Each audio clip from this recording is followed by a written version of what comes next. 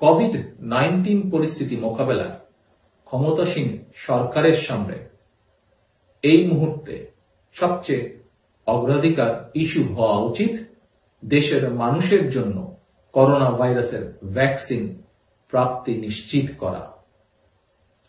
কয়েকটি দেশ করোনা ভাইরাসের ভ্যাকসিন ট্রায়ালের প্রায় শেষ ধাপে রয়েছে। তাই করোনা ভাইরাসের ভ্যাকসিন প্রাপ্তি নিশ্চিত করতে বাংলাদেশ ভ্যাকসিনের থার্ড ফেজের ক্লিনিক্যাল ট্রায়ালের অনুমতি দেওয়ার পাশাপাশি আমাদেরকে সম্ভাব্য সকল বিকল্প সম্পর্কে সজাগ থাকতে হবে। আমাদেরকে global alliance for vaccine and ইমিউনাইজেশনের সদস্য হতে হবে। বিশ্ব স্বাস্থ্য সংস্থা এবং ভ্যাকসিন গবেষণা ও উৎপাদনকারী প্রতিষ্ঠানগুলোর সঙ্গেও নিবিড় যোগাযোগ স্থাপন করতে হবে, যাতে যথাসময়ে করোনা ভ্যাকসিন পেতে বাংলাদেশকে সমস্যায় পড়তে না হয়।